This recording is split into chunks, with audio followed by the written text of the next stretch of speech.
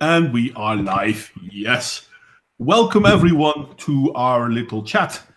Today I've got with me Lou, Rin, Magnus, and what name are you going by?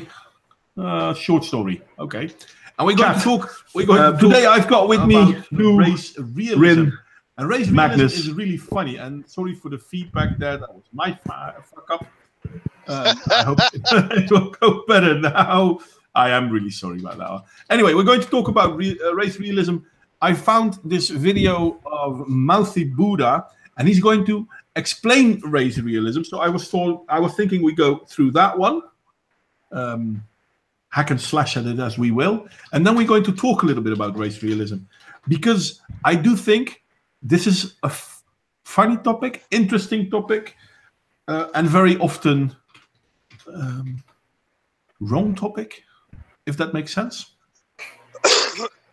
Anyone want to say something before we start Mouthy Buddha's video?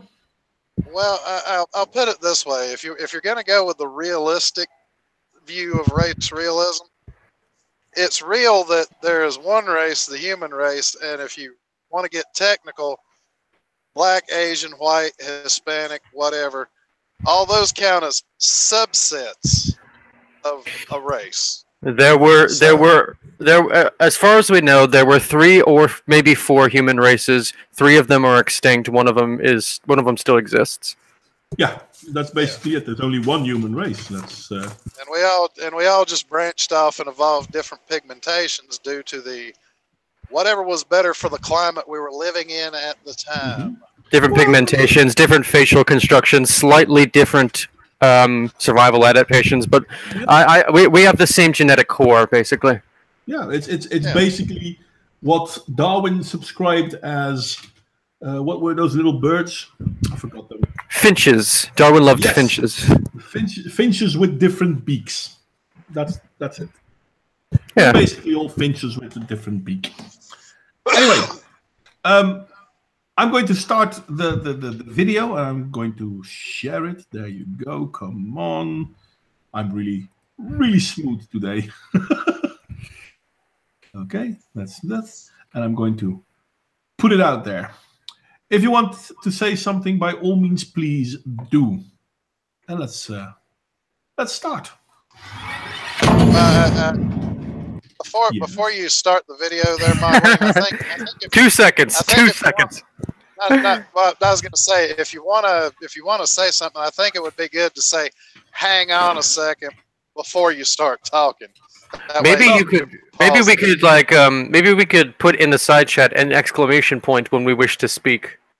No, just say something and I'll pause it. I can't. Yeah. Okay. I can't use the side chat. So okay. I'm sorry. Let's just say something like, "Hey, hang on a second," and then And then I'll stop the video. No problem. But can I start it now? Yes, please. Well, we went in 2 seconds already, so this is going smooth. Oh, that's nasty on me. I'm sorry. I forgot to get it in before we started. Okay, but let's. By the way, hi there, people in the chat. John, you're welcome to join, mate. Anyway, here we go, and hi this, and hi. Well, no, so there's not a lot of people. John, this, short story, Carlos. Okay, well, hi 4 people. Anyway, let's get started. Hey there, Ramblings. You can join in too, mate, by the way. It's on Skype.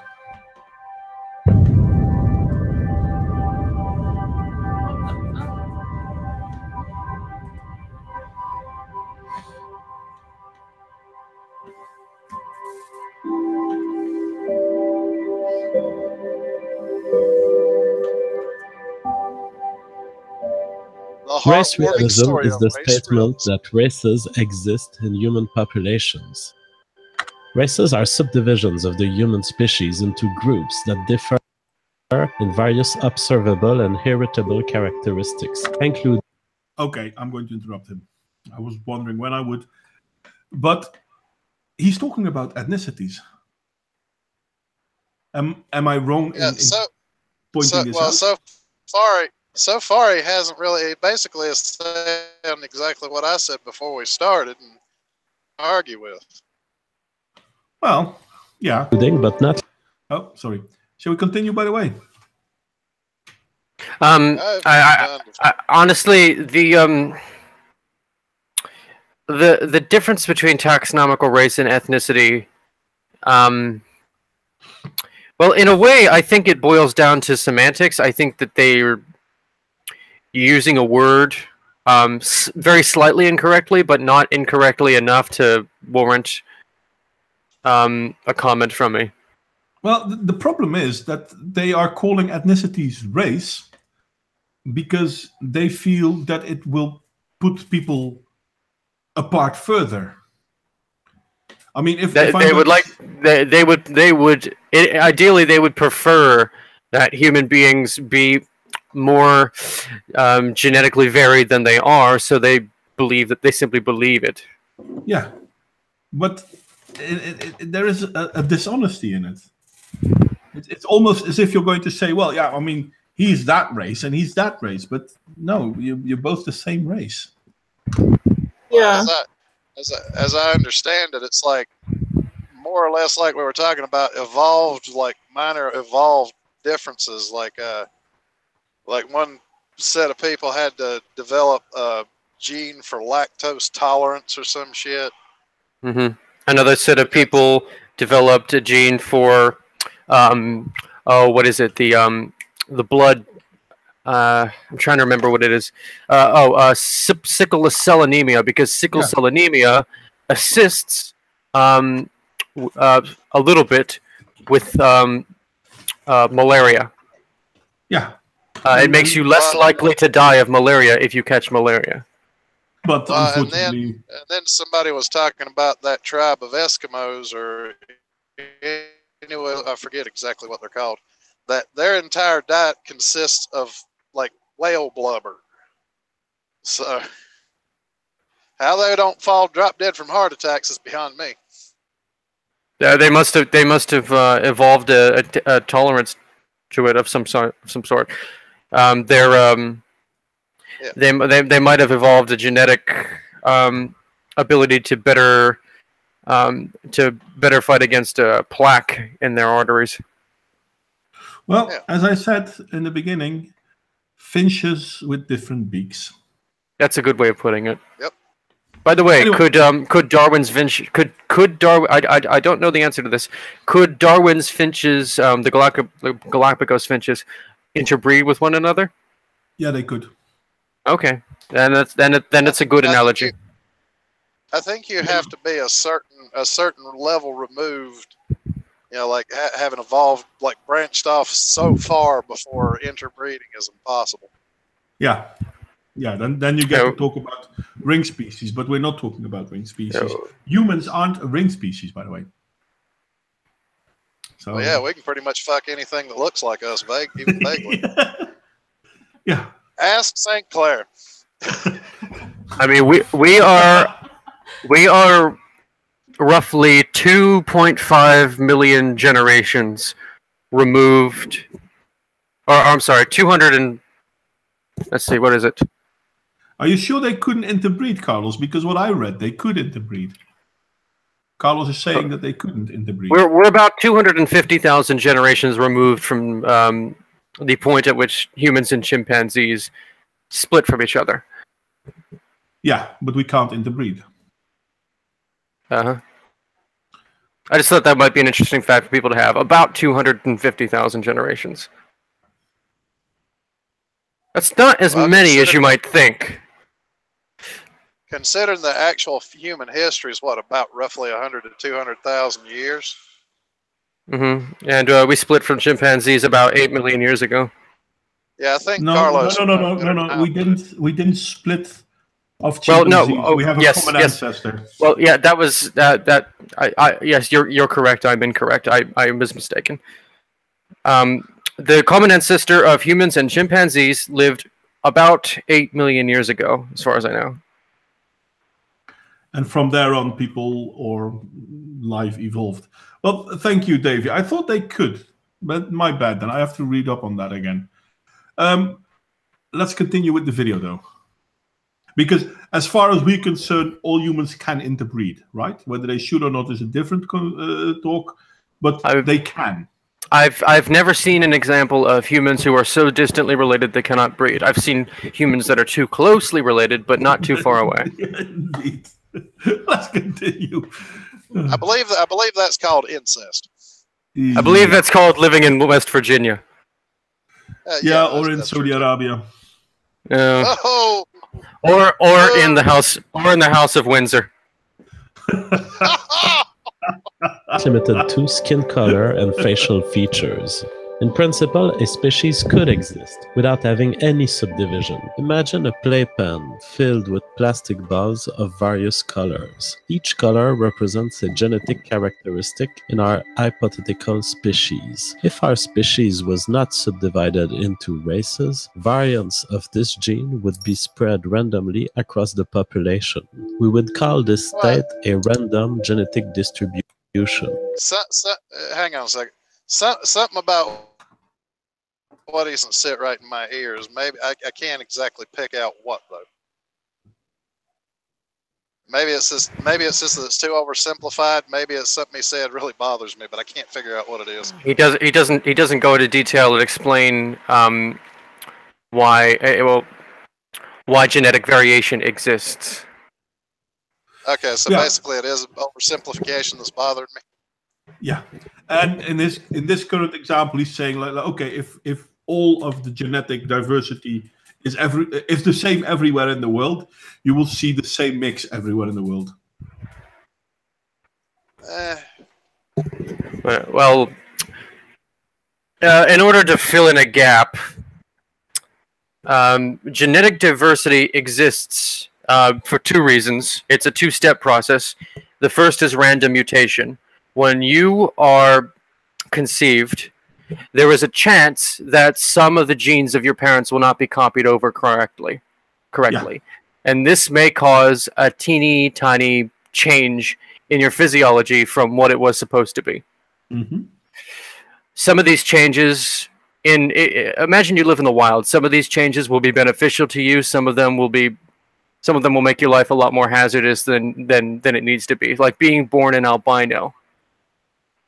If you live in a forest, being born an albino, and let's say you're a rabbit, being born an albino would be very, very hazardous for you, and you probably wouldn't survive long enough to have children. But if the climate suddenly changed, and it was a frozen climate with a lot of snow, you just got very lucky, extremely lucky. Because now you've got a natural camouflage that many of your fellow rabbits don't have. Genetic, and that's basically natural selection. It's non-random. Mutation is random. Mutation is random, but natural selection is the process by which some mutations succeed and others don't. That's why you have genetic diversity, because in different climates, in different situations, different genes perform better than others. Which is, for example, in a way, though, the genetics is almost like a form of a lottery in a way, because either the mutation is going to be beneficial or it's going to be fucking hazardous. One of the two. Right, but to explain, or there's even the possibility that it'll just be some race not beneficial or hazardous. It's just something that happens. Well, we've actually determined that there is a lot of our DNA that is just junk. It's just along for the ride. It doesn't do anything beneficial or harmful. It's just there. And like, for example, the fact that we have appendixes that we can live without. It's not incredibly beneficial to have one, and you can live without it. It's been speculated that they used to serve a function. They no longer serve a function, but we still have the gene to grow them. It's junk DNA. Well, when we were more ape-like, I think it served a function of helping digest flora or fauna that we had that were part of our diet back then. You mean like grass? Now it's just now it's just like a superfluous holdover from those days. It's not. It doesn't serve that function anymore. If we look at one of the main interesting things about how people now recognize different ethnicities or races, as they want to say it, it's skin color. Skin color we can all see. Bone structure is a little difficult to see, but skin color we can all see. But even that is natural selection. Because if you live in Europe, you want a lighter skin. There is less sunlight here. You need a lighter skin to get enough vitamin D from sunlight. If we go back, for example, to Africa, the darker skin is necessary to prevent you from burning. You need the protection from sunlight. If we look at Asia, for example, again, different amounts of sunlight, which creates a different skin tone. China actually has quite a bit more genetic diversity than I think a lot of people are willing to admit. Well, yeah, definitely. A lot of people like to think of Chinese as a single ethnicity or even a single race, and it's not true. No, it's not. Well, because you had the Mongolians and fuck knows what all else. That's the thing. Very few people actually know what the different Chinese ethnicities are. We know a few, but yeah, China has been a big empire for the longest time of history. So this is a very wide and very broad amount of land with a very, very genetically diverse population.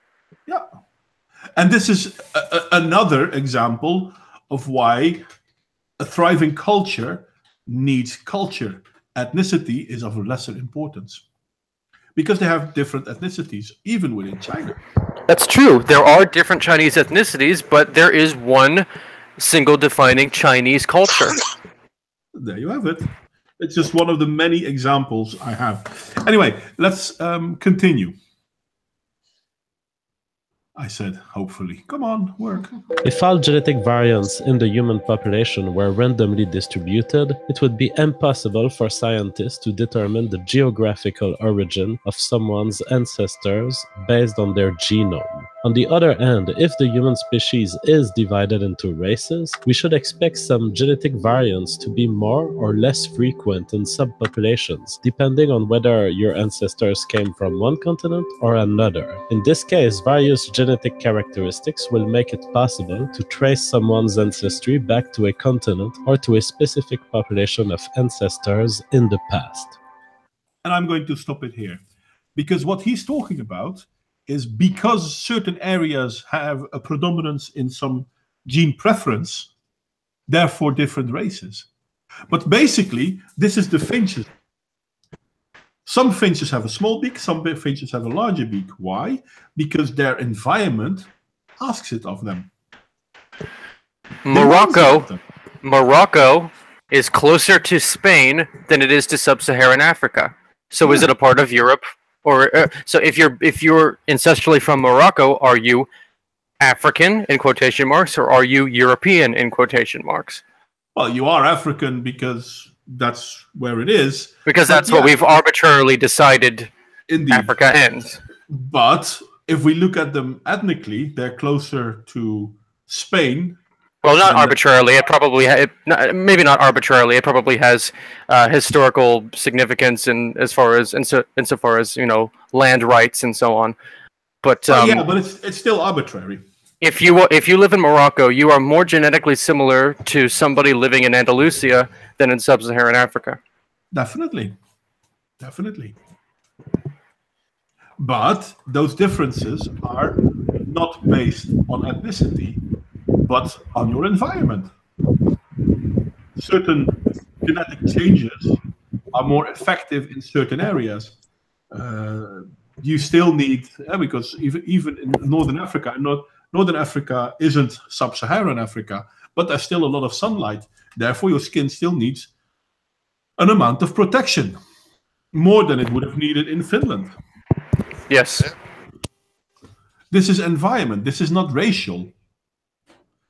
We keep, this is not even ethnical. Well, it is ethnical, but these ethnicities are created by environment and not If my family, if me and everybody in my family, no, let's take somebody who's more genetically homogeneous.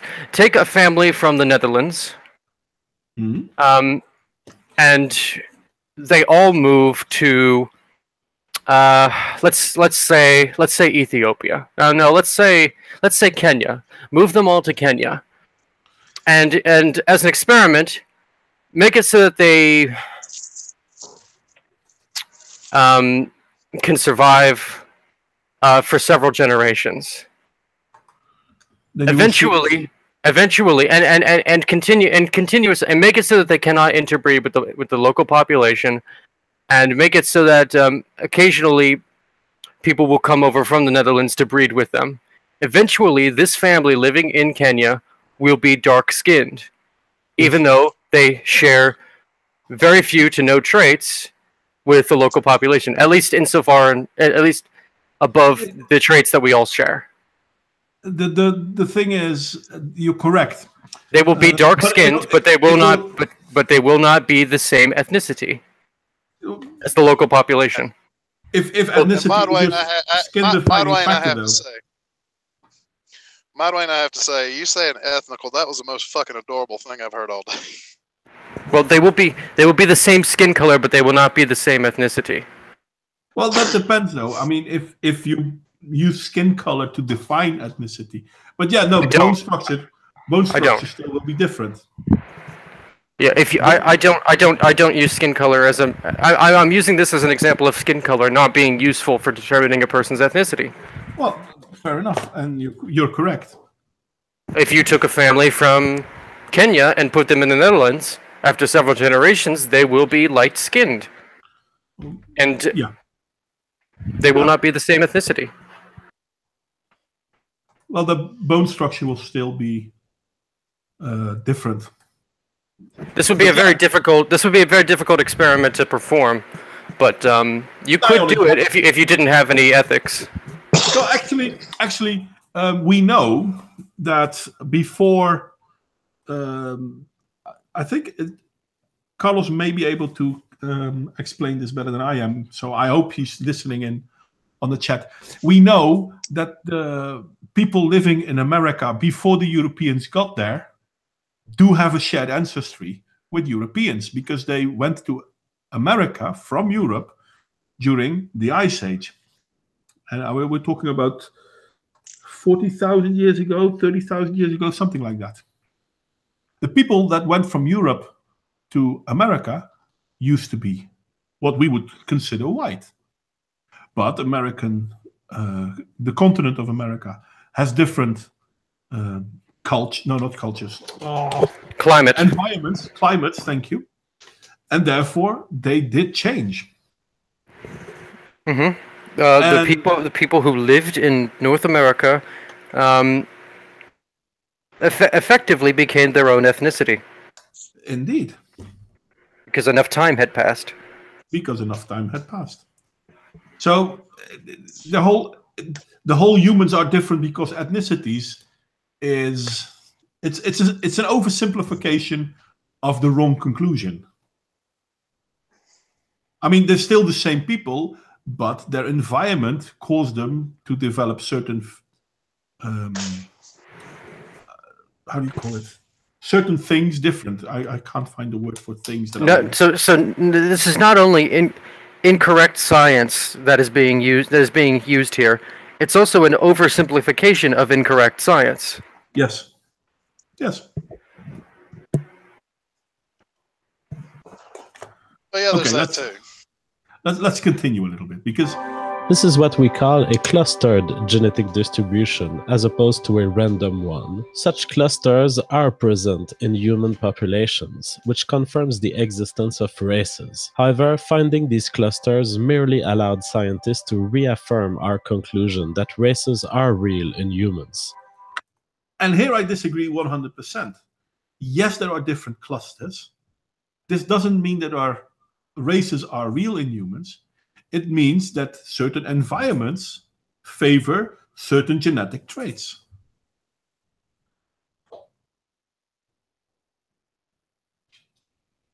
And considering no one else is talking, I guess you're all dumbfounded with my intelligence. No, we don't really have anything to add. It was correct. It was simply correct. Well, no, and I'm being quiet because I'm about to order dinner. So. Hey, by the way, Rin, I haven't heard you yet. Are you in agreement with us, or are you disagreeing with us? Have you fallen asleep? No, I haven't fallen asleep, Claire. Let's see. What I was thinking was, from my experiences arguing with the alt-rights on Twitter, they love using the fallacy of equivocation, where it's kind of like they would take a word like race. Now, colloquially, we would say that this is a white man and that's his race, race, whites or black, and they like to say the colloquial term of race and mix it with a scientific term, which is species, and they just like to mix it up. And that's the reason why when you watch the Sargon debates with Richard Spencer and Millennia Wells is like, okay, is Uma Thurman whites or black? Is Will Smith whites or black? It's like, okay, like let's do this Sargon. It's kind of like you just play with a colloquial term, where race really is like, you're a black man or a white man with the scientific term. Yeah, it's basically oversimplifying the wrong argument. I guess. I do think they do it deliberately, though, to because they really want that whites ethno state, so it's like, and they don't really care all that much about being honest. I mean, I've argued with the alt-rights quite a bit, and from arguing with them, they're not really all that interested in being honest and genuine. Well, they have a philosophy that is based primarily on selfish fear, and because of that, the ends justify the means in any situation. Yeah, they're egoistic, fearful people. Just like most of us. Yeah, which is true for every form of identitarian politics, because that's basically what it is. I have to disagree with you based on your identity and my identity. Arguments are not part of the story. So you're of the wrong race, you're of the wrong ethnicity. Why? Because reasons. It's one of the reasons why skepticism as a word is no longer useful for describing anything or anybody, because it became an identitarian movement. Yeah. And it was just as far as providing information, it just became useless. Yeah. And that's the true problem. So this is also one of the main reasons why I have a problem with race realism. Because it obscures rather than enhances our understanding of science. Yeah. And it has to do this because otherwise it cannot be correct. And it has to be correct because of emotional reasons, identitarian reasons, not factual reasons. It's fear. It's all about fear. Well, let's continue. Let's see where it goes. Indeed, the obvious observation that the facial features of Asians, whites, and black people can be easily identified, and that these features are irritable, is sufficient to conclude that race realism is true. Never mind that we know what the cause is of these differences. And as I agree with you a moment ago, St. Clair, that put some group of white people in an area where the predominantly black people live, and you do not let them interbreed, you just let them breed with each other. White people only breed with white people. Then certain traits will become more prevalent. They will become darker in skin tone. They might create a different body type, depending on what is needed in their society. But they would still be, well, white, based on how the alt-right is defining white. Yeah. Yeah. Or race realists are defining white. Yeah. Which basically shows how silly it is. It shows ignorance on their part. It's ignorant. It's the word you're looking for. Race realism is the statement that races exist, and it should not be confounded with racism, the belief in the superiority of one race over others. Because two things can be said to be different from one another does not mean that one must be superior to the other. The same. Pause it. I definitely agree with this, and I respect the fact that Jean-Francois believes this, or at least implies that he believes this. My problem with this is then how come the group that he usually hangs out with usually says, you know, well, America needs to be a white ethno state, and you know, it's like we need to just pay black people. Well, I don't know exactly what Jean-Francois believes. All I have is this video to go by. Yeah. Well, I've seen a few live streams with him, with Andy Worski, and he says that he has no problem with the white ethno states. So he's not going to actively fight for it, but if it happens, he wouldn't actively fight against it either. I think I definitely fall into that camp. I'm not really interested in race. If it just so happens that by the time I am very old, most of my country will be either white or mostly black, I won't really care either way. All that matters is that you're not an asshole. Yeah, so culture over ethnicity. Well, all that matters is that I know that you're not going to kill me. And generally speaking, I'm pretty confident that people around me aren't going to kill me. Now. Well, I'm sorry to say, St. Clair, but you're talking about people not being assholes. I think we've already got an overabundance of those. Well, fair enough. But you can be an asshole. I just don't want to be afraid for my life.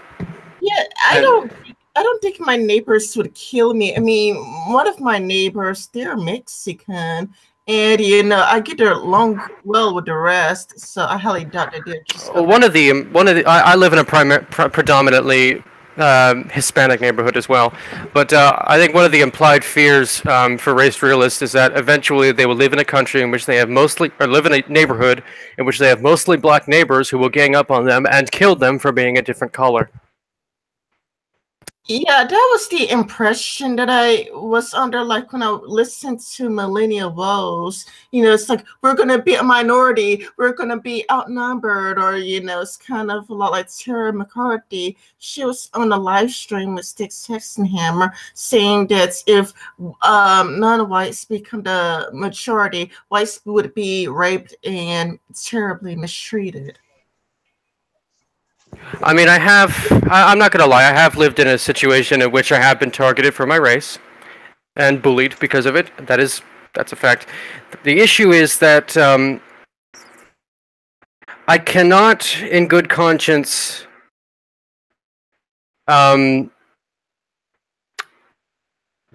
expel all Africans from my country. And that's as simple as I can put it. I will not consider myself safer for doing so. No, but you won't be. As the problem is, even if we look at the white ethnicity, whether we like it or not, white ethnicity gave us Western culture. Now, there are non-whites that are part of Western culture, Japan being one of them, but most Latin American countries fall under Western identitarian culture as well, if you want to call it Western identitarian culture. But here is the fun part.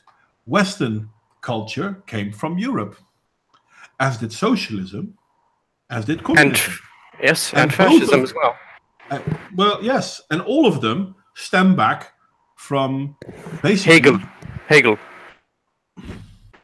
I'm sorry. No, it's okay. It's okay. You're correct. I mean, even if you look at it... I think, Modwain, that just proves that there's good ideas and bad ideas all over the place. Yeah, within ethnicities. The people now shouting the loudest for ethno-states because they feel their ethnicity might be under threat, and I can understand where they come from, don't recognize that it's partly under threat by other Western cultures.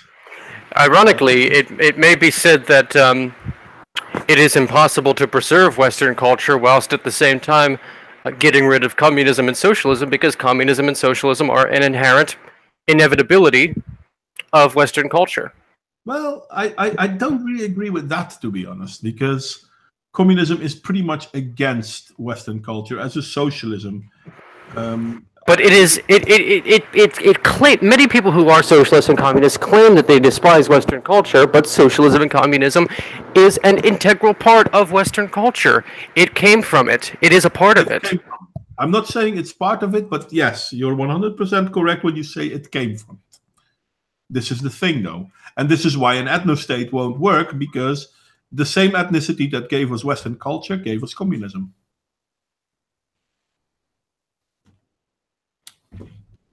Yeah, and it will probably turn into a purity spiral. Like on the live stream, you know, or at least with the one with Sargon of Akkad and Richard Spencer, that famous one, it seemed like Richard Spencer would count Latinos as whites. His attitude towards it was like, sure, why not? And he did it. He did, and I did find a timestamp at one point. He did list Latinos as whites, while I was arguing with another like race realist on Twitter. They were like, Latinos aren't whites, you know, or V took screenshots of him receiving gypsies aren't whites. It risks becoming a purity spiral. And of course, they do not want any gay people there. You know, it's kind of like, I did ask a few of them, well, what about the whites gays? And they're like, no, whites gay people are not allowed in the whites ethno states. See, there you have it. So it's not even built, even a white ethno-state will not be built on white ethnicity. They will bring in more rules. It's another... Well, those rules are meant to try and secure a cultural hegemonic system. It's a soft G. It's another reason why they cannot have my support, because I am a homosexual person, and I will never be accepted by the people who also wish to have a white ethno-state. So they can't garner my support. Well, it's not really possible. I'm not homosexual, mate, and I don't support the white ethno-state either. And to be fair, it is for the same reasons that they want an ethno-state in the first place, because they are afraid. I am selfish and I'm afraid, therefore I can't support a white ethno-state because of my homosexuality. It is. You're correct, and it's scary that they kind of fail to recognize this. And what's even worse, the fact that they fail to recognize it, whether you want to believe it or not, gives me extra reason to say, guys, we shouldn't talk about ethnic states. We should talk about cultural cohesive states. Mm-hmm. I'd rather have a cultural cohesive state any time of the day than an ethnical state, because ethnical states throughout history eventually always collapsed. But go ahead, I'll let you finish. Cultural cohesive states have endured the longest. You know, when it comes to the whole them hating gay people so incredibly much. I mean, they really do hate gay people a lot. The interesting is most Western countries are the most accepting of gays. So they talk about, well, we want to preserve Western cultures. We want to preserve Western values, when Western culture is the most accepting of gays. And when you get away from Western culture, you would find the most intolerant towards gays. Yeah, but they don't want to preserve Western culture. They want to preserve themselves. They want to preserve their own lives and the lives that they care about, and the lives of people they care about. And they believe wrongly that this will help. Yeah. Oh, they do use that talking point though. Like, you know, if you want to preserve the Western culture and Western values, you would also want to white ethno states. They do use that talking point. Oh, yeah, they do use that. That doesn't mean it's the same that feminists keep claiming that they're for equality. Yeah, they say it, That doesn't make it true, though. Yeah, no. I'm just, No, you're correct in pointing it out. I mean, that it is indeed their talking point. But it's an incomplete talking point, if that makes sense. I would like to watch the rest of this. Oh, I'm sorry. You're not finished? Oh, never mind. Sorry. Responding to that talking point, Modwain. I'm sorry, Rin. I didn't hear what you say. Can you repeat yourself, please? I said I was just responding to that talking point. Yeah, I understand. Let's continue the video then. Let's see where we go. Goes for human races. Race realists do not claim that individuals within a race are all perfect copies of each other. Indeed, race realism recognizes that there are genetic and behavioral variations within races, such that two people of a given race can be quite different on a number of physical and psychological measures. Race individuality. Realism does not specify the number of races that exist. While it is recognized that categories such as black, Asian, or white can be useful proxies for broadly pointing to groups of humans with certain genetic characteristics, race realism also recognizes that, in principle, the human species could be divided into races. I would like you to pause it. Arbitrarily high. I do not believe that most race realists agree with Jean-Francois in his analysis. I believe that most race realists believe that race, as it has been defined, is a good indicator for, or a good way of predicting psychological characteristics. Well, yeah, that's what they keep doing. That's why they, for example, like to hang up race realism on Charles Murray's research showing that IQ in certain ethnicities tends to be lower. They see this and they see it as an explanation or a justification for race realism. Where right. They believe that IQ is determinative of behavior. Yeah, and funny enough, this is not what Charles Murray was talking about. Charles Murray saw it as something to be researched. Why is this? How come certain groups score higher? Why do certain groups score lower? But unfortunately, that discussion never took place because everyone looked at it from a race realist point of view. Even the ones who disagreed with Charles Murray. I mean, Charles Murray either was a racist for recognizing this, or he was a race realist and he should abolish all black people because of this. Where Charles Murray was somewhere in the middle saying, no, this is what we see. We don't know what it means, but this is what we see. If you're going to be totally honest about it, hang on a second, Claire. If you're going to be totally honest about it, I think culture has more to do with it than genetics. Yeah, we all believe that. I totally agree with you.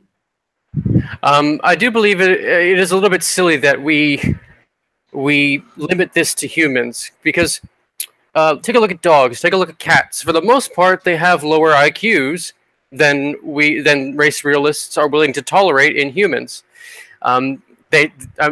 People who are race realists, they take a look at the average white IQ, the average Asian IQ, and using words white and Asian the way that they define it, the average black IQ.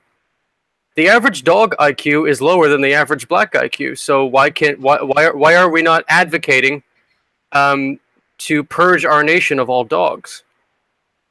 In fact, people who believe this tend to really love dogs, and because of their loyalty and the ease with which we can predict their behavior.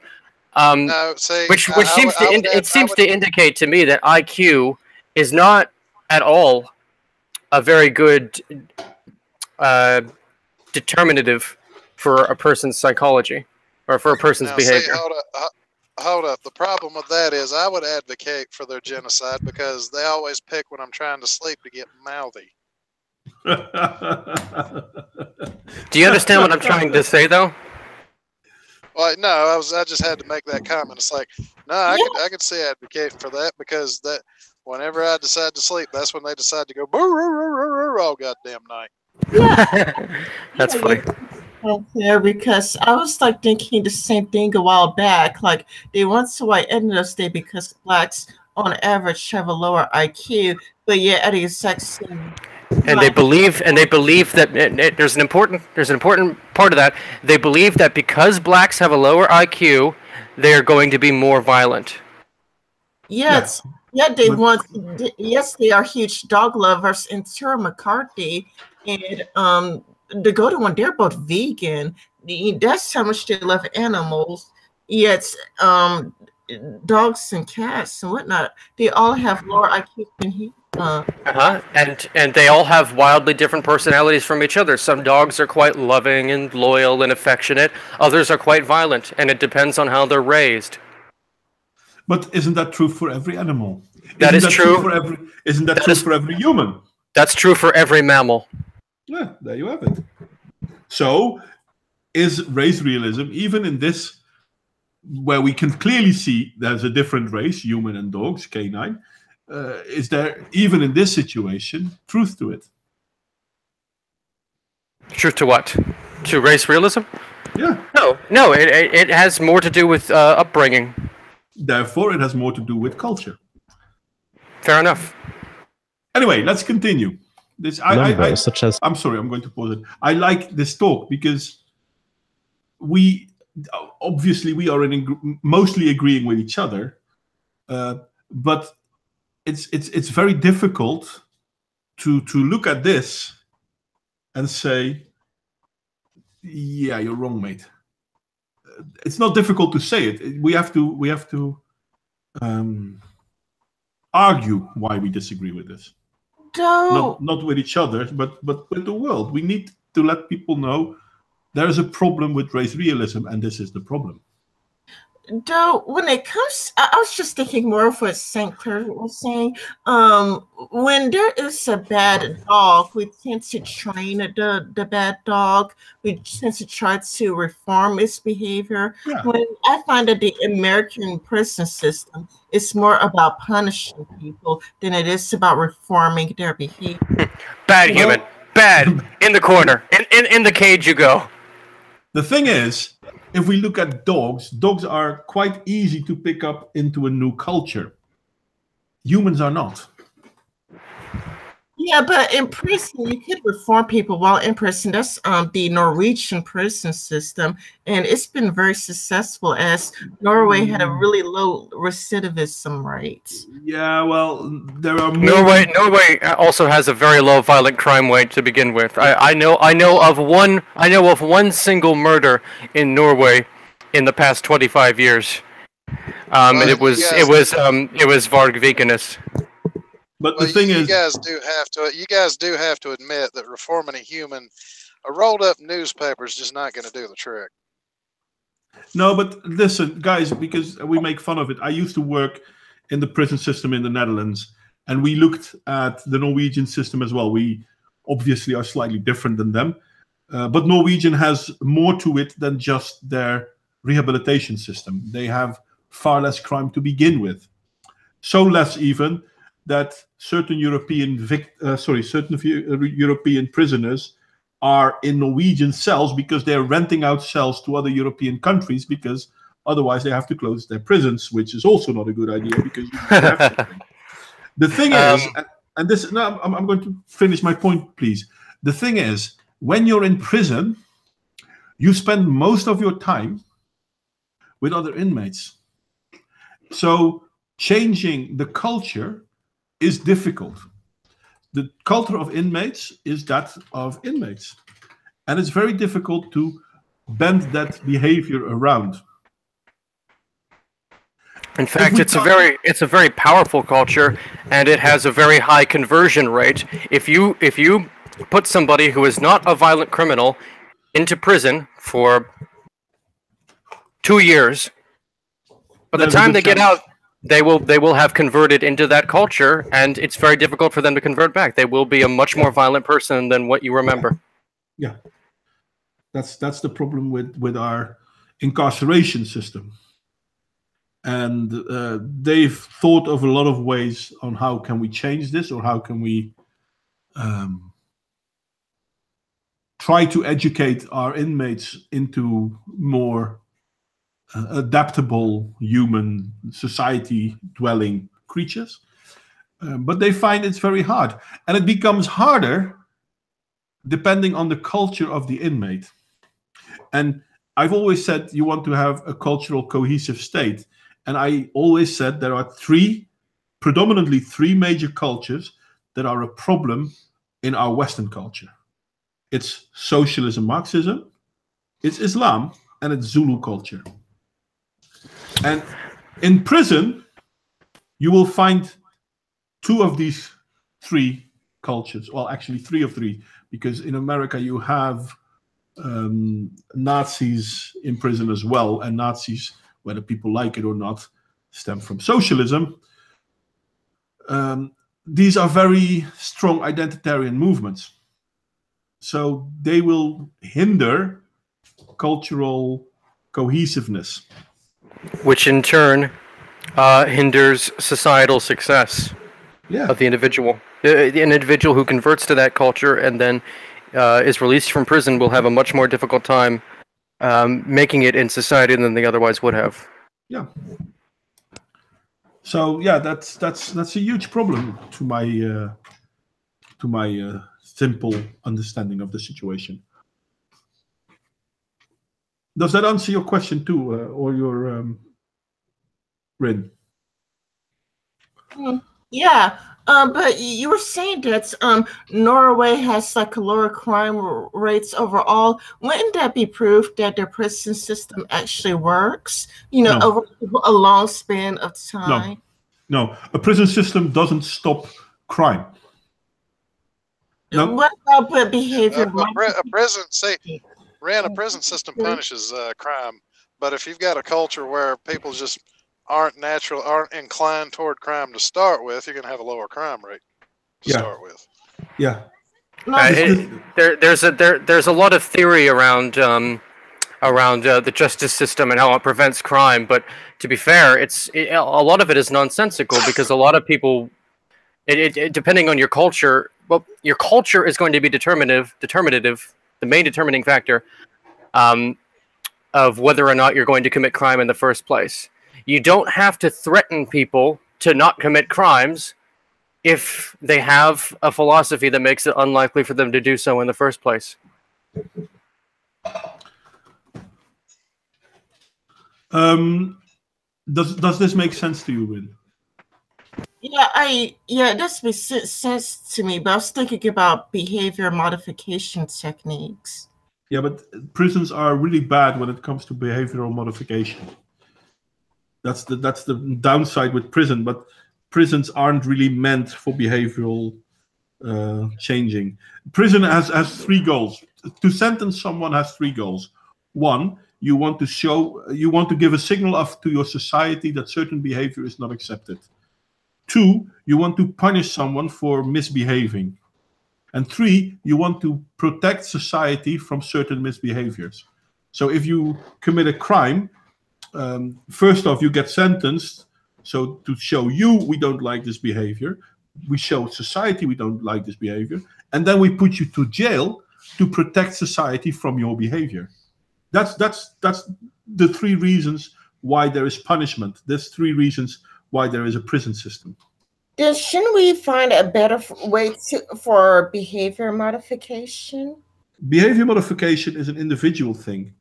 You can't do that in a prison. You can try to reach people, but prison is a terrible situation for that, because the ones that you want to have their behavior changed are not there willingly. They are not there voluntarily.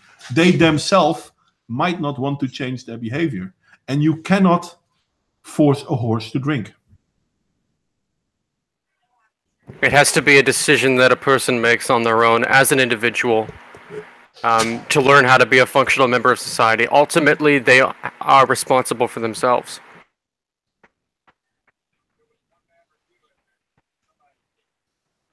I'm going to respond to... sorry? I said, and then the room went silent.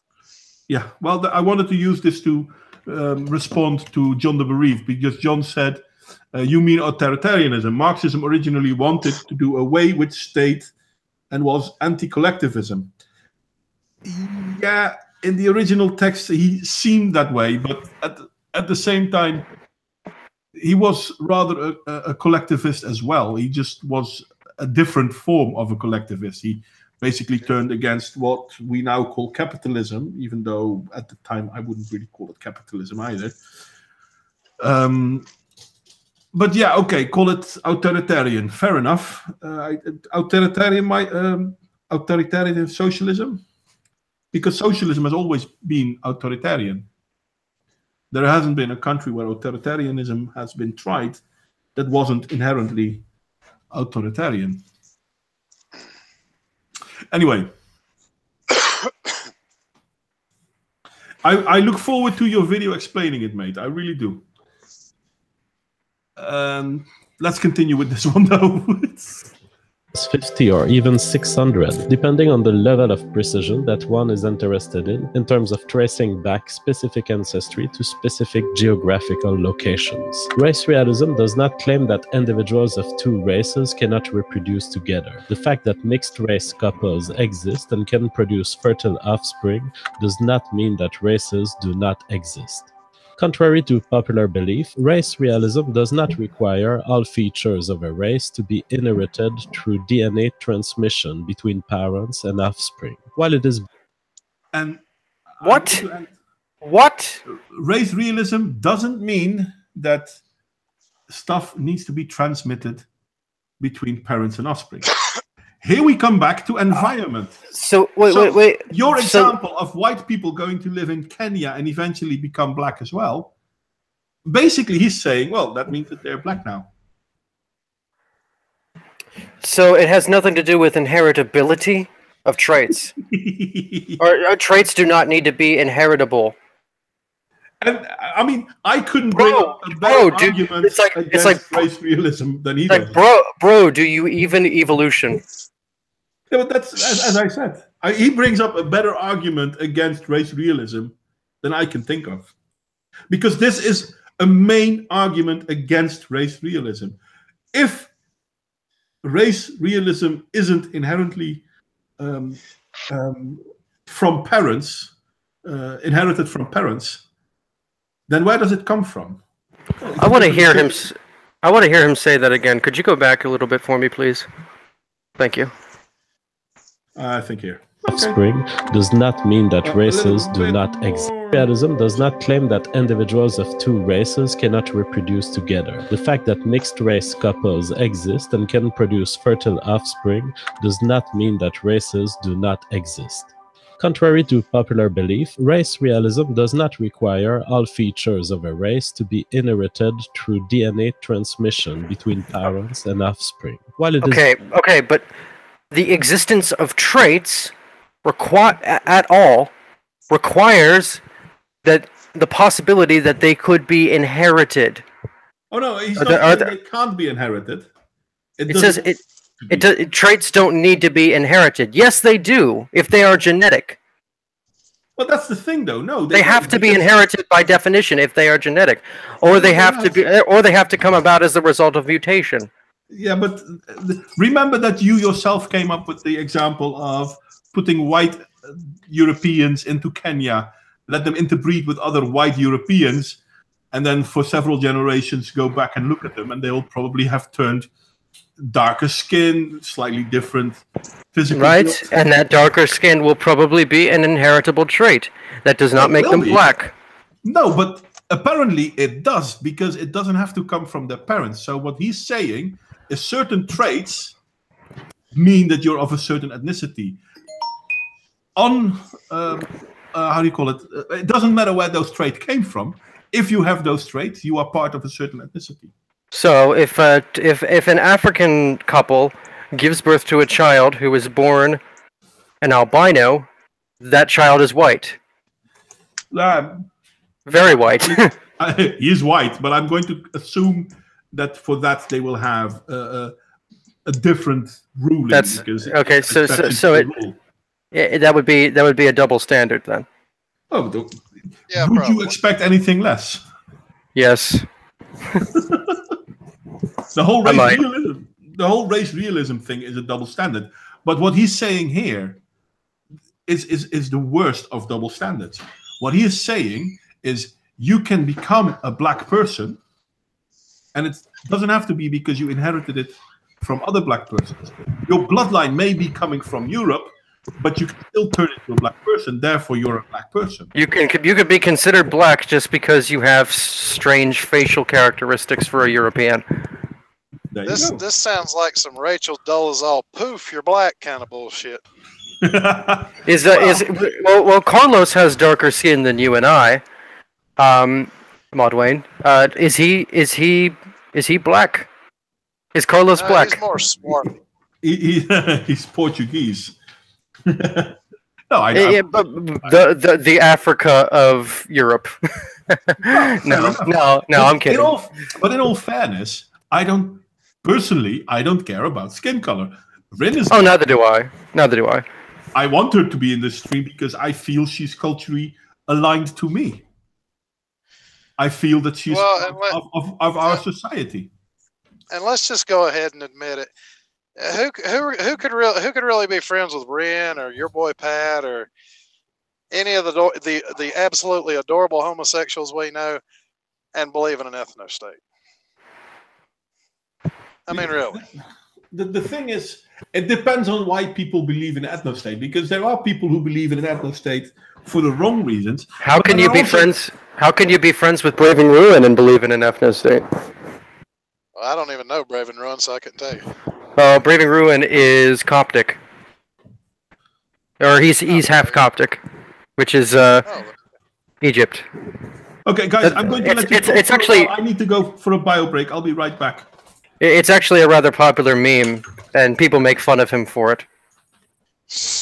Braving Ruin, his other name used to be Edgy Sphinx. Do you recognize the other name? Oh yeah, I recognize the other name. Yeah, Edgy Sphinx is the more popular name. But left-wing people make fun of him all the time because of his ancestry.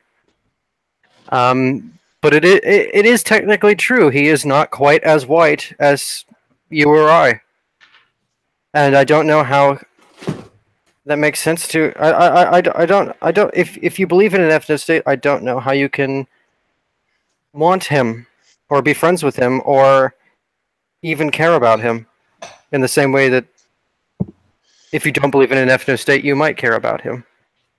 You know, I'm glad you brought that up, actually, because I've watched some of Millennial Woes' live streams, and he gets I care about him.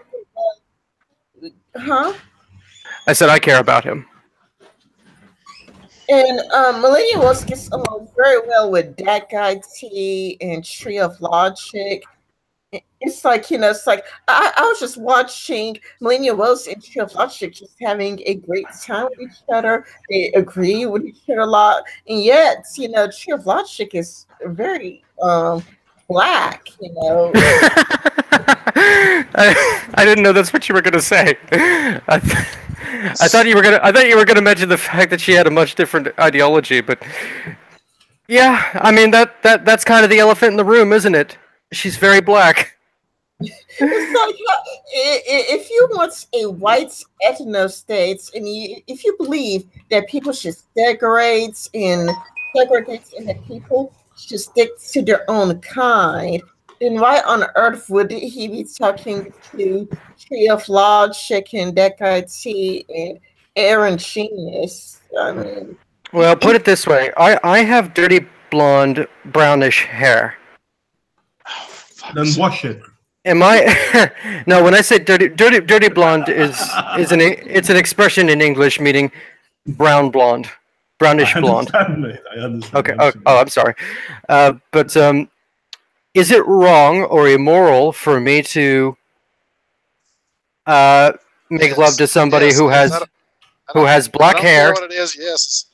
Or dark brown hair, or let's say blonde, like strawberry blonde hair, and have a child with that person? Can I even be considered the same race as the person with the blonde hair? How finite is race realism? Because it doesn't seem to be very finite. It seems vague. Whenever somebody explains it is vague. It is vague because it has to be vague because you can't. I mean, it's. I mean, you can divide. You can divide white into individual ethnicities. I am mostly Frankish and Burgundian, but you can like. Would I be considered the same race as somebody who was, I don't know, what is Carlos? Suebi? No, not Suebi. Portuguese. Let's just say Portuguese. Portuguese, whatever. He's not here. He can't say no. Oh, that's too bad. I wish I knew more about ethnicity than I do. I am curious about all different types of European cultures. The thing is, ethnicity is an excuse. I'm sorry. Culture, European cultures, then. Ethnicities is an excuse. Ethnicities is an excuse to say you are less or you are more. It doesn't matter what you've done. Am I allowed to research it whilst not believing? You are. Because if you're Saxon, you look different than somebody who is Danish. I mean, that's a fact, and it's interesting to focus on the differences in facial characteristics. It doesn't mean anything. There's no implied superiority or inferiority in my mind. I agree. But there are differences that are interesting to talk about. Mm-hmm. No, you're correct. You're correct. Anyway, shall we go on? Yes, please. It's believed that most characteristics of an individual, including skin color, hair color, and IQ, are heavily influenced by DNA. It is possible that other features that distinguish races may be passed down through generations via other mechanisms, such as epigenetics and differences in the way parents educate their children. While it is possible, hence culture. So it's not really a genetic trait if it's learned. No, it is not a genetic trait if it's something that's learned. I'm not sure what epigenetics is. What is epigenetics? I might know what it is, but maybe not by name. It's difficult to explain in one word. I'm going to see if I can use another word for it. I don't think so. It's basically trying to say, okay, epigenetics is looking at genetically distribution of genetica within within breathing. Excuse me? Well, it's looking how genetics evolves within race mixing, within breeding between people, not even race mixing, just how which part of genetica is reversible, which one isn't, stuff like that. Oh, okay. This is fair enough. Yeah, it's a very short explanation though, because it's. Well, does it involve embryos and how embryos? No, it goes. It doesn't. It looks at the genetics. It doesn't look at the development stages of humans. It really looks at genetics. Okay, fair enough. Something has the prefix epi. It usually that usually indicates surface level. Okay, I did not know that. Well, like an EpiPen. Or your epidermis, which is what the scientific word for your skin. Yeah. Okay, yeah, that makes sense. That makes sense. So it's the study of noticeable human characteristics, and the differences between noticeable, basically phenotypic human traits. Epigenetics sounds to me like surface level genetics. In other words, things you could see just. So phenotype. Phenotype. Yeah. Well, I guess I'm not familiar with that particular word, but. Okay. Phenotype. Phenotype is the gene effects that you can see, that you can sense. Genotype, and then there's genotype, which is what you can't see, what you can't sense. Okay, yeah, it'd probably be more like phenotype then. Yeah, if you change the genotype, it may have an effect on the phenotype. Yeah, okay. Anyway, let's continue with this one. We're almost halfway through. Fucking hell. Sorry that it takes so many long, guys. Complex social behaviors, such as parenting abilities, are controlled by DNA genes. It should be noted that the race realist position is agnostic concerning the molecular underpinnings of heritability, and affirming race realism does not require finding the molecular origins of the differences between races. Okay. Was that a crap tea I saw in the background? That was a Kraut and tea. Poor Kraut. Poor Kraut. Basically, what he's saying is, race realism explains blah blah blah blah blah, but we can't explain why we explain blah blah blah blah blah. You basically have to believe it. I'm going to put it back because maybe I understand it wrong, but this is how I take this. Is it coming from? Well, there are parts of the genetic process which do not matter to them. Yeah. They stand or fall regardless of the molecular underpinnings of genetics. Yeah.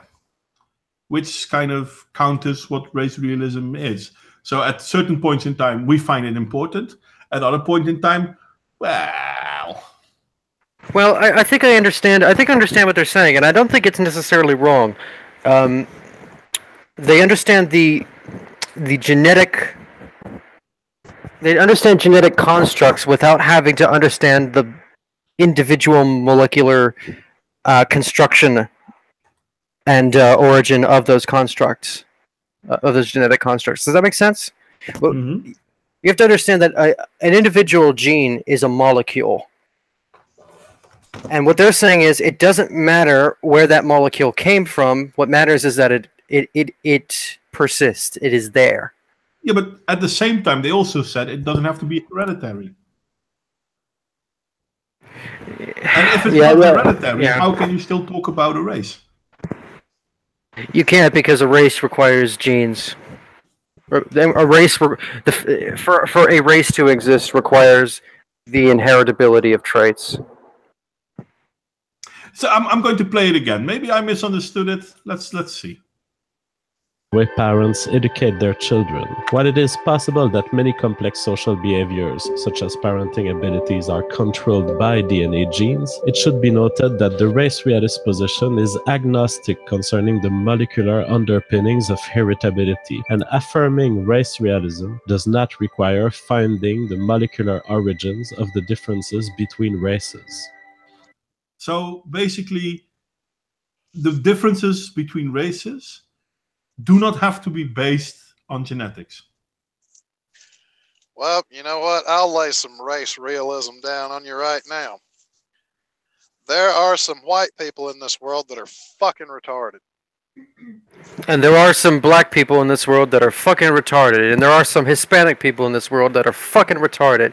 And there are some Asian people. And you can go forever. Well, no, I'm just speaking specifically of the lady that I ordered vegetable beef soup, and she gave me potato soup. What part of that has a goddamn thing to do with vegetable beef? It's like, Jesus Christ, fuck it. I like potato soup, so I'll deal with it. But Jesus fucking Christ. Oh God, I could go for some brisket pho right now. I'm actually having steak for dinner, so. But I'm going to respond to the text. This identity, they're playing bait and switch the whole time. Most people know about genetic differences. Then they say black are like this, whites are like this, and we object to it. They pull back the genetic differences again. So yeah, I agree. If it's suitable, then race realism can say, yeah, but they're black, therefore blah blah blah. But if it's not suitable, we're going to say, yeah, but it's not genetically. It's not inherited. It's not genetical. I think they're using the epigenetics when it suits their argument. It's back and forth, saying, okay, no, this is a problem, but it's not a problem when it's on my side, but it's a problem when it's on their side.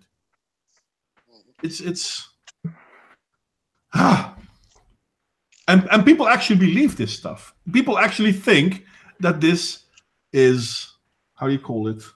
Wise. No, not wise. What's another word for wise? intelligent, smart. No. I don't know what you're looking for.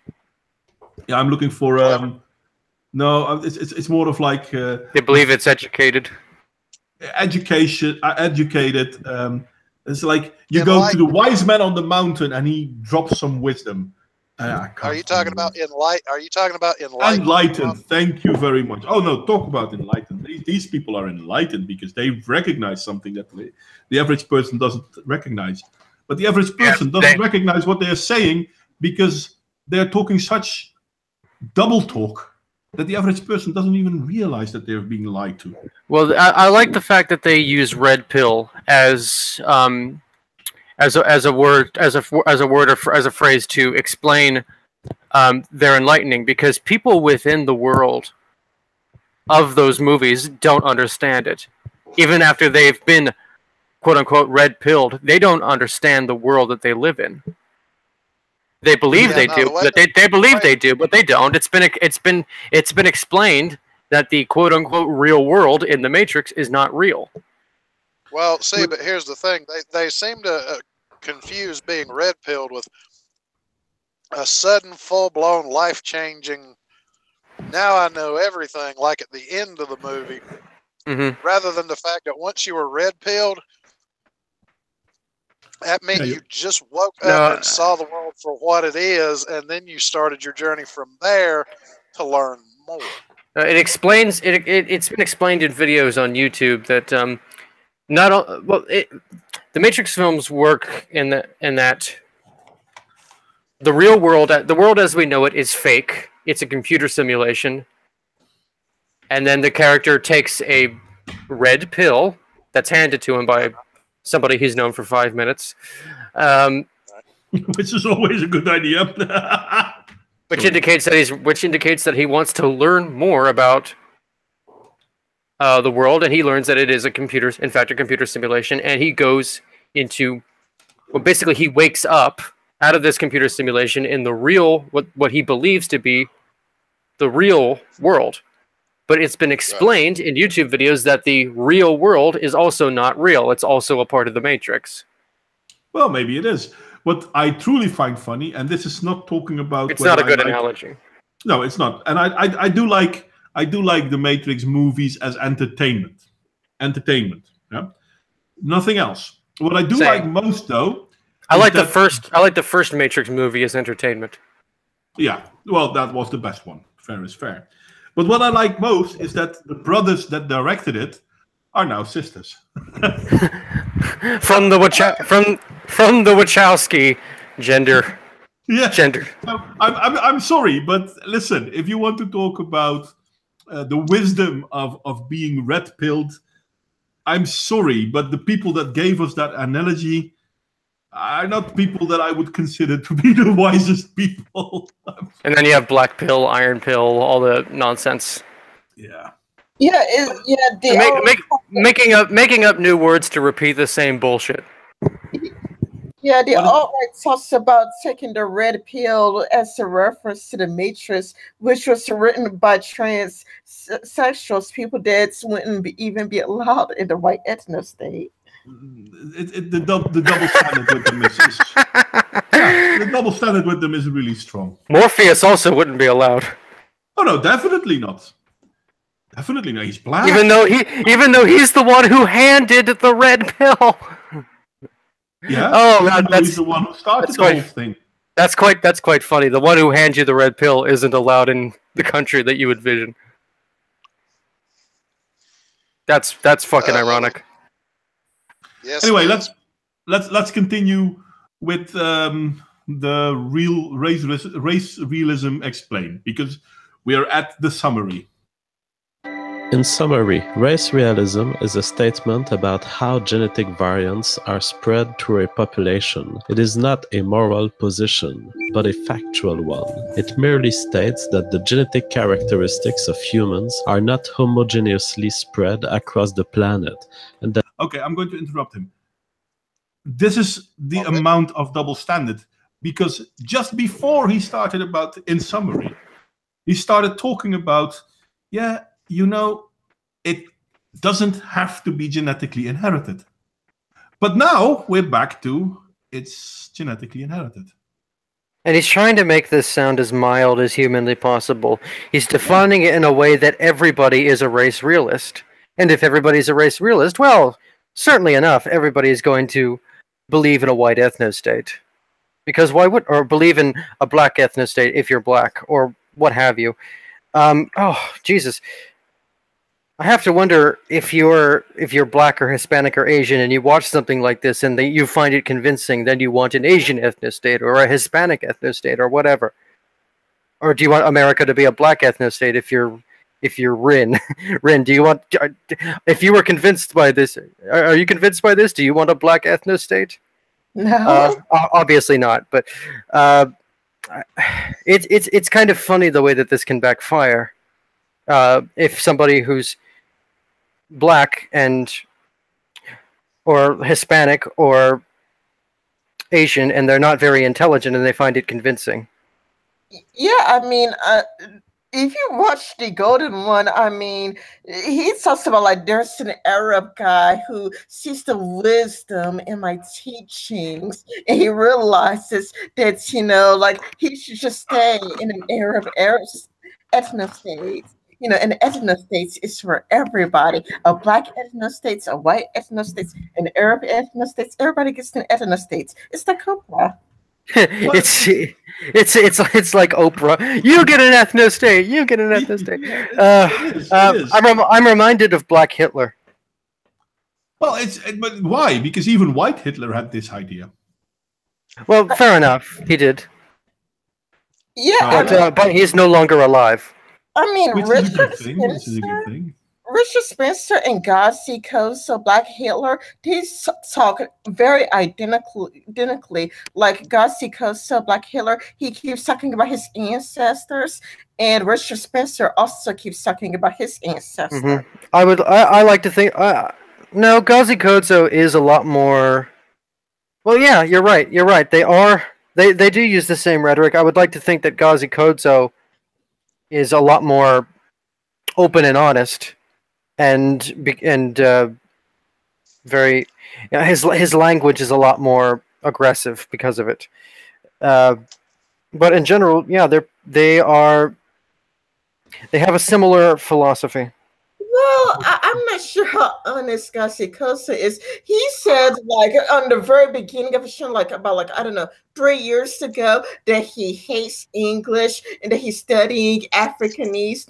He said he's studying Swahili. He's going to become fluent in Swahili and whatnot. And it's like 3 years later, he's still talking about how much he hates English, but he's still not speaking in fluent Swahili. Yeah, but that's because... Okay. Gazi doesn't care about reality. It's the same as these realists. They will point out points where they will say, "Look, this is what I feel is best," but then I'm not won't sure. do it. Here's the main difference, I think, between Millennial Woes and Gazi Koso. I don't think that Gazi Koso is intelligent enough to be dishonest. I don't think he's that smart. Whereas people like Millennial Woes and Richard Spencer, they are intelligent enough to be dishonest. Yeah, I'm sorry, but Gazi Koso is too. He might not show it because he is an idiot. Fair enough. He doesn't show intelligence because he's a moron. Hold on. No, I think the entirety of Gazi Koso's racism comes from the fact that some white dude ganked his boyfriend. he lost his boyfriend. He lost his boyfriend to a white boy. I love that. But he said as much. That's the thing. He said as much. Yeah, he said as much, but at the same time, he doesn't consider himself gay because gay is something white people are, but not black people. Yeah, because he calls himself something. He calls himself something else, which is the same thing as gay, but it's not gay because he says it's not, even though it's the same thing. He does so because he Sorry? He calls himself same gender loving. No, but didn't Gazi Koso have a white boyfriend? Well, white Hispanic, because he there's photos of him and his ex-boyfriend somewhere, and his ex-boyfriend looks white to me. I want to go through Gazikozo's ancestry and find somebody who's a white ancestor. No, I can't help him, but I don't care about him. But let's continue with this one, because we're only 1.5 minutes away till the end. And we've been busy for a little more than 1.5 hours. But let's get through this one.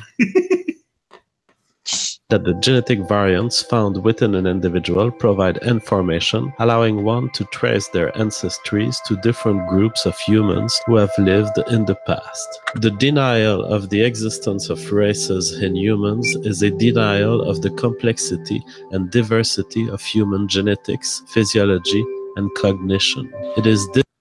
And I have to. Humans are not as diverse as you believe. No, I was going to say, does this asshole really think that nobody believes race is a thing? Well, I don't really believe race is a thing, or rather, there is one human race. He's talking about ethnicity. There were. I will say what I said before. There were originally 3, maybe 4 human races. 3 of them died out. One of them still exists. Yeah. And one of them has survived and prospered, and the ethnic differences between humans are not. They don't add up to enough to constitute different races. People today, somebody who lives in England today and somebody who lives in South Africa today are more genetically similar than Homo sapiens and Neanderthals were. Homo sapiens sapiens and Homo sapiens neanderthalis they were different races. I think I'm comfortable saying that. Yeah, because but somebody who lives in England today, and so well let's take me and Rin. Me and Rin are the same race. We are different ethnicities within the same race. Yeah. Yeah. There is not enough genetic diversity. There's not enough of a genetic difference between me and Rin to consider us different races. Anyway, the double standard that he's portraying here is pretty painful. It's not inherited, it is inherited. It's not inherited, it is inherited, and you can prove it's inherited. But it's not inherited. And some things about inheritance don't matter to us. That's what gets me. Some aspects of inherited characteristics do not matter to race realists, according to Jean-Francois. Yeah, well, I believe he's correct in that, but that's because race realists aren't race realists. And that's not even talking about how race isn't a thing, but the very arguments in this video he brings forth to explain his race realism, he counters himself.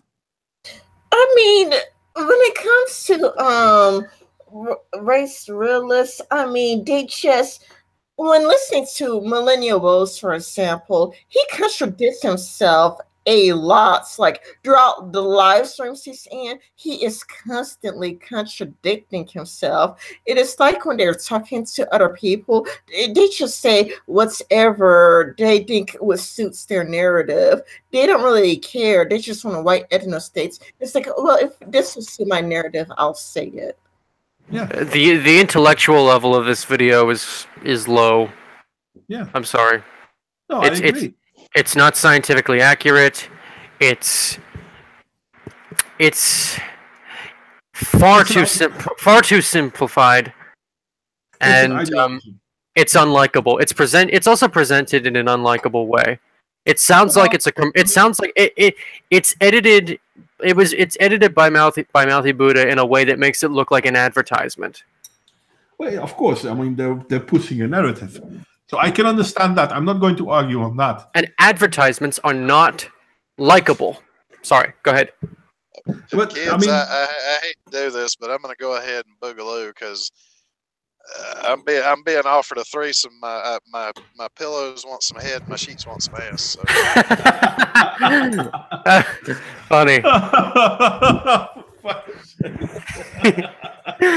I love you, Magnus. I'll see you guys later. See ya. See you later, man. Enjoy your threesome. Oh, fucking hell. That was brilliant. That was fucking brilliant.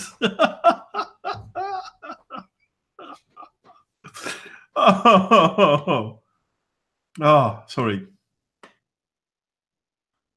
And there are more people leaving the stream as well. By the people that leaving the stream, by the way. Let's continue with a little more than a minute to go. This diversity, which allowed us to conquer our planet and thrive on it.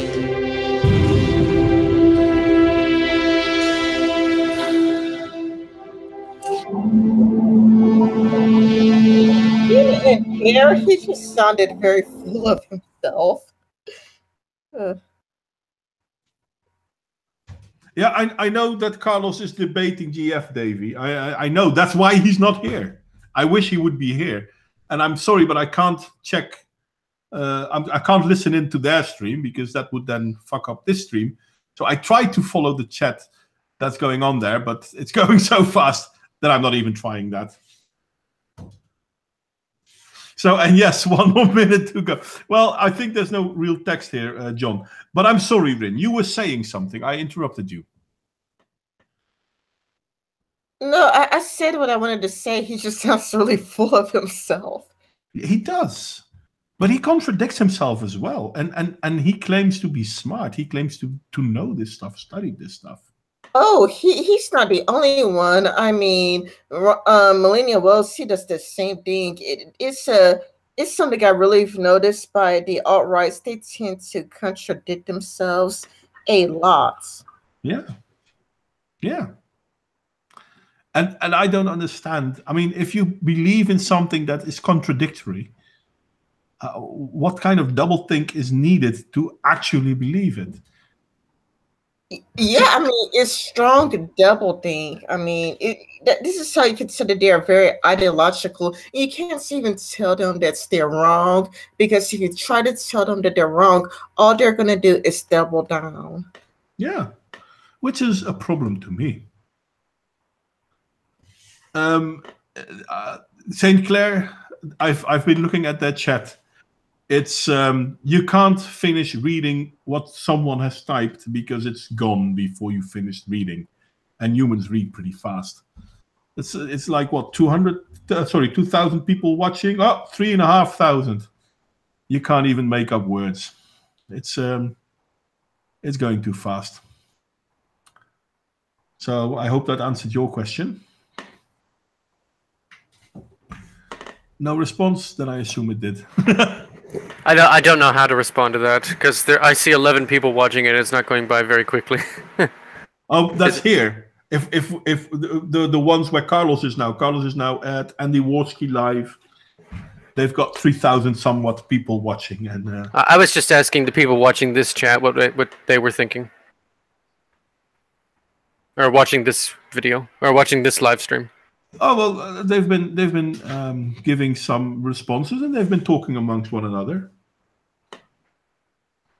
John and Davey seem to be responding to this as well.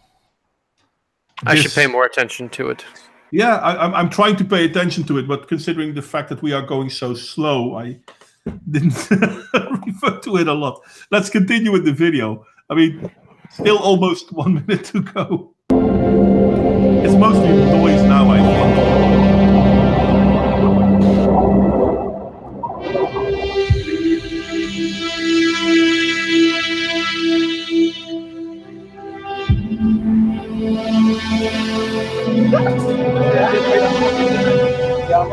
I don't think there's anything else. Yeah, I don't think so either. Well, fuck it then. Okay, we're done. That was cringy. But that's the thing, though. It is cringy because all they want to... It's Mouthy Buddha's editing. Yeah, but the problem is they have a narrative to push, and that narrative doesn't go well with reality. In a way, this is Marxism. This is feminism. This is Black Lives Matter. They have a story, and that story goes beyond. And you're not allowed to challenge it, because if you challenge it, you are the enemy. They're the inverse of feminism. It's like, feminism is really pro-woman. They're pretty pro-man. Feminism is pro-trans. They're anti-trans. Feminism or intersectional feminism is pro-black. They're pro-white. It's like, it's just the inverse. I don't like to invite that comparison, but it invites itself. Because it's true. And that's the scary thing about it. This is why, for example, when people talk about the problems they are having and how they feel race realism is a problem, or socialism is a problem, or ethnicities are a problem, I constantly keep pushing people. If you're pro-white and you're pro-black, I'm sorry, I cannot talk to you about being pro-white or pro-black, because that's an argument. Arguments are not the way forward. So instead of looking at where we differ, we need to look at where we can be the same, where we can be part of the same culture. Yeah, I am neither pro-white or pro-black. Yeah, me neither. I mean, don't get me wrong. I like a lot of white people better than I like a lot of black people, but that's also because a lot of the black people I know, or not so much I know, but I see, like Gazi Kozo, like what's her, the one with the funny hair, Cat Black. I'm sorry, but those people are unlikable. But were they white, then they would still be unlikable. Hence, I say how this is bullshit, the video we just watched. I mean, the dude presenting it is white, yeah, but he's still wrong. So I don't care about the ethnical narrative. I want to look at what reality brings. Does that make sense? Yes. She said questioningly.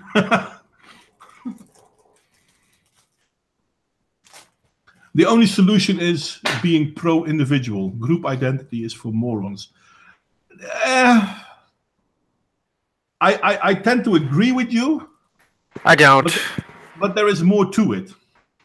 I think that I respect group identity a lot more than most people.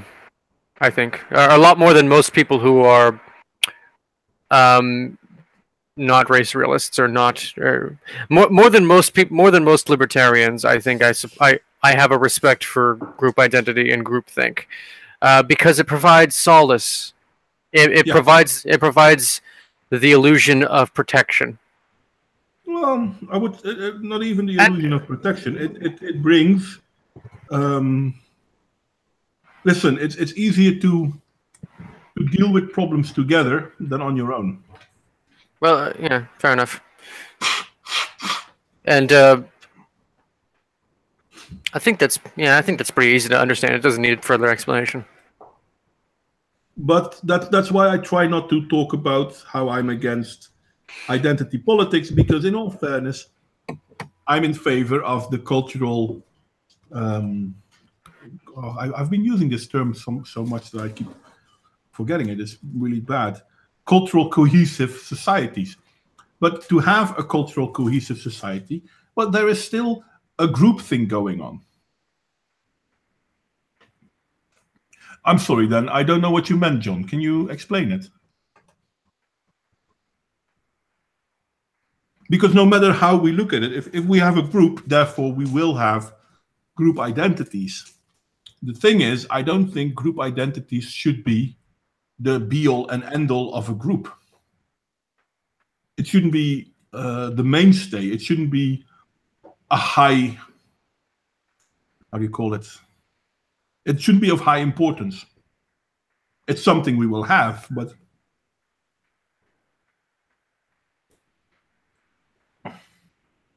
no, I mean, indeed, it's not the hive mind. You don't have to disagree. You don't have to agree. You have to think for yourself. And welcome, John. Go on, mate. Make your point. Sorry. It's what V was talking about. The difference between individualism and the individual. I mean, individualism as in I don't believe that being part of a group says anything about you. No, Rin I is agree. defined by being black. I'm not defined by being white.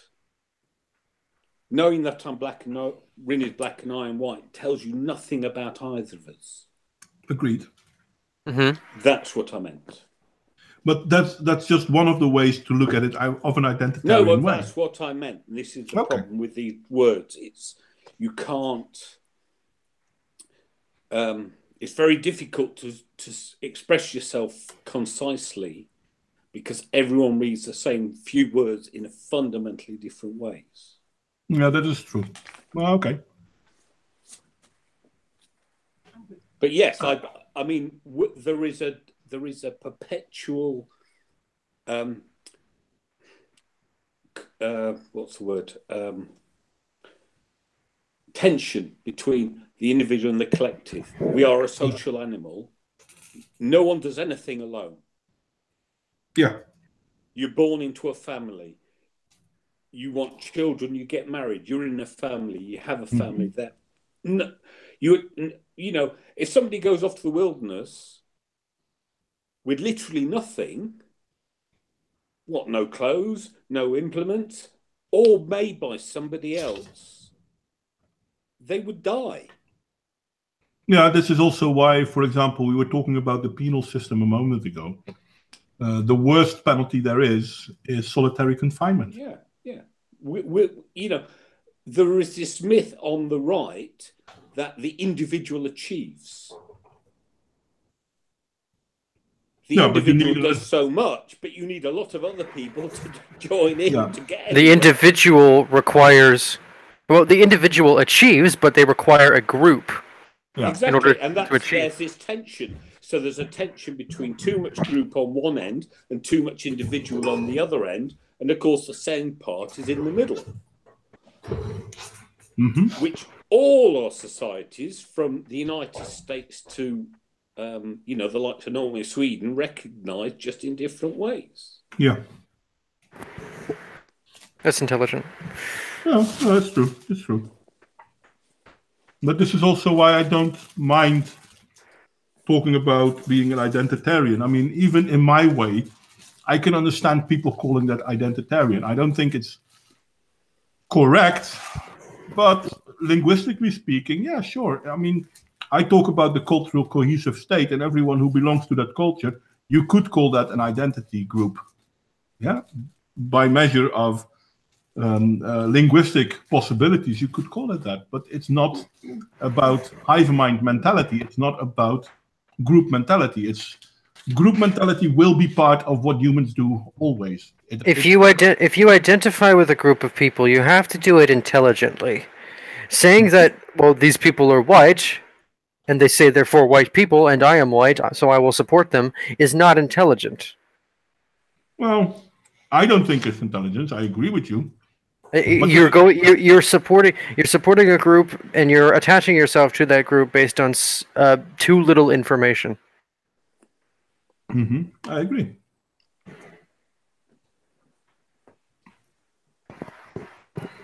And this is why I thought talking about race realism would be a funny subject. This is actually fun to me. Because you have strange taste, mate. I do. That is true. I do. I like John. You should invite him back. I like him too. That's listen. He will be coming back. He does. He invites me, but I will not talk if I know nothing. Oh, you see, that's where we differ, because I will bullshit for hours on a topic I know nothing about. No, I've always been disinclined to that. I'd rather listen. For me, I think I'm the type of person for which having fun, in some instances, is more important than being correct. Having a good time, for me, I think, is the most important thing. That's why we have pubs. True that.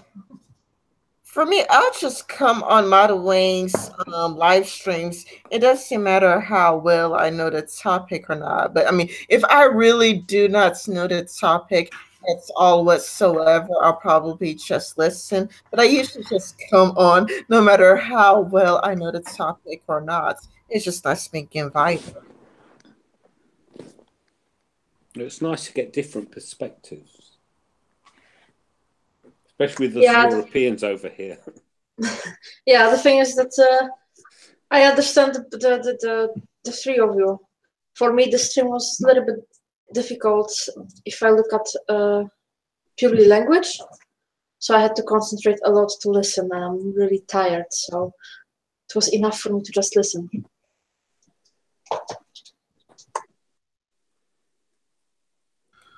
Having said all these things, I mean, I understand your point, John, but do you agree with me then that whether being part of a group identity is what some people think it means? Or can you also understand when I say, well, I mean, we are still part of a group identity. It's just not as limited, in my humble opinion, as their version of group identity is. Yeah, we all have lots of group identities, and it's not just one.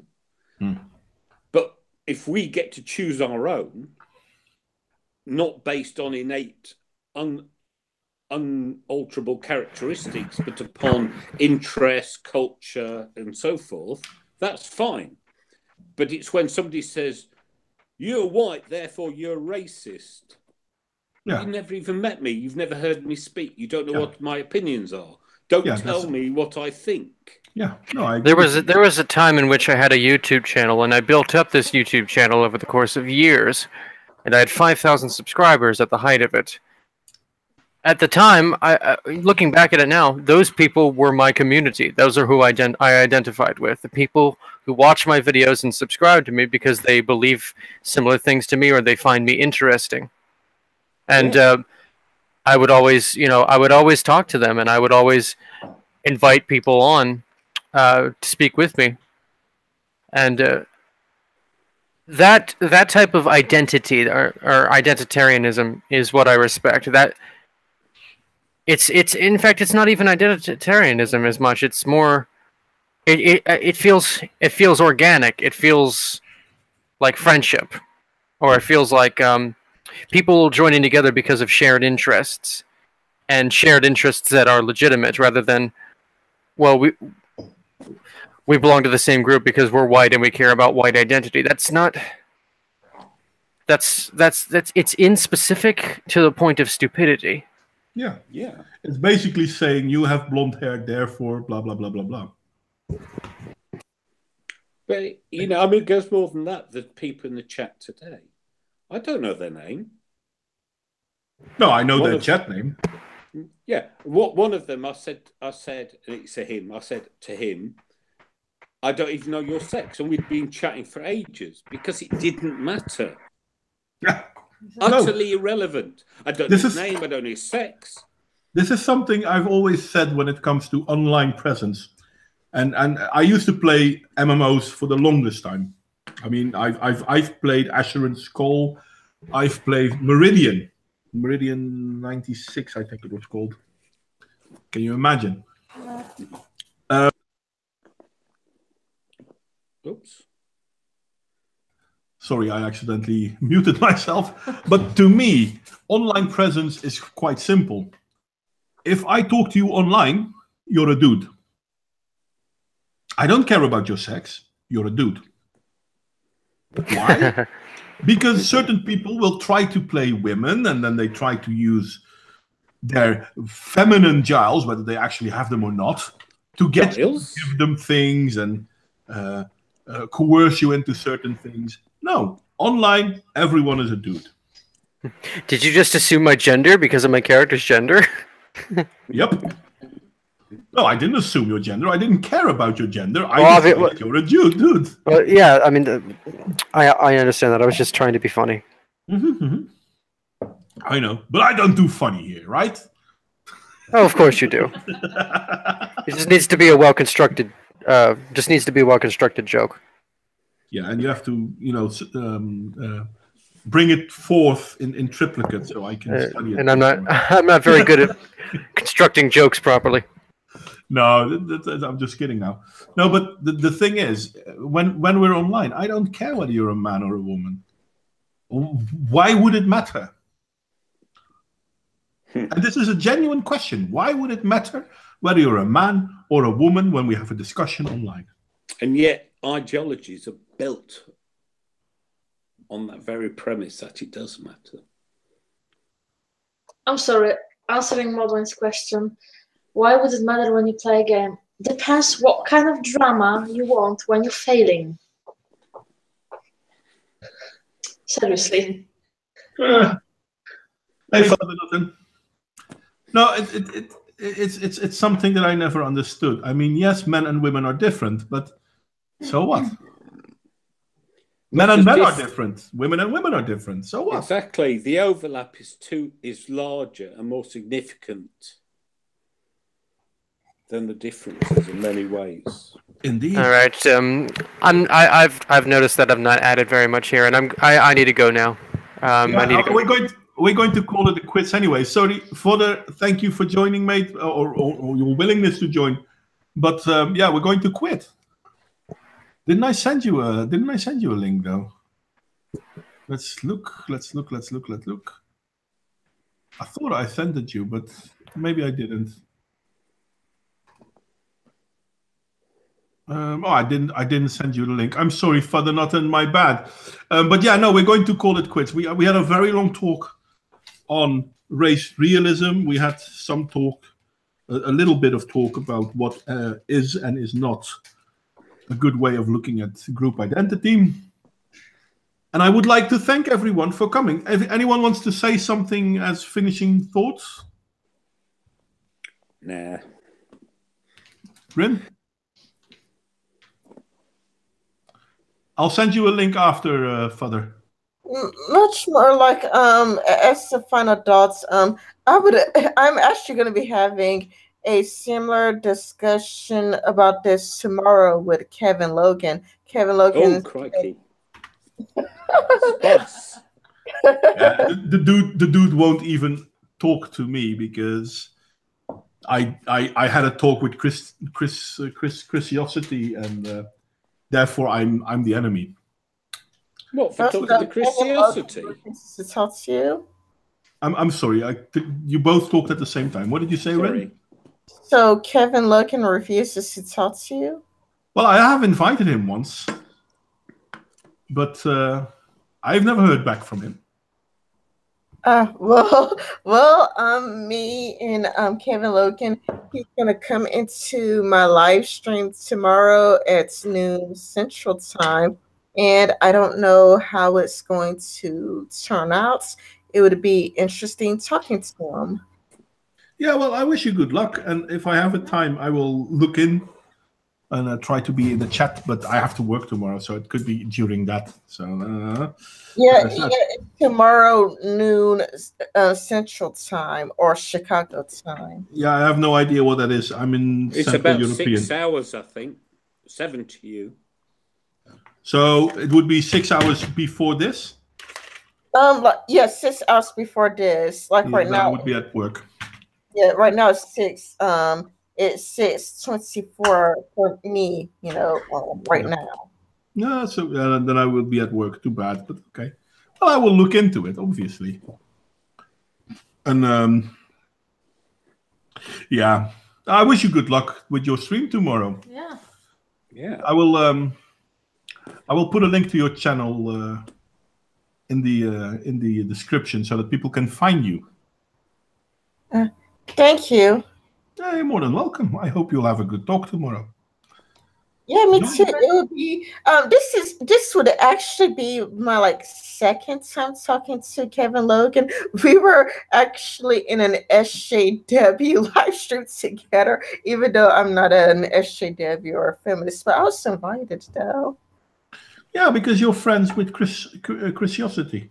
Yeah, it was Chrisiosity who invited me to the SJW live stream. Mm-hmm. That's why I know I won't be invited. I mean, I had a stream with Christiosity here, and well, not long after that, she ignored me. So there you have it. Oh yeah, I think she has you on mute on Twitter. I know. Prove her wrong, Modwain.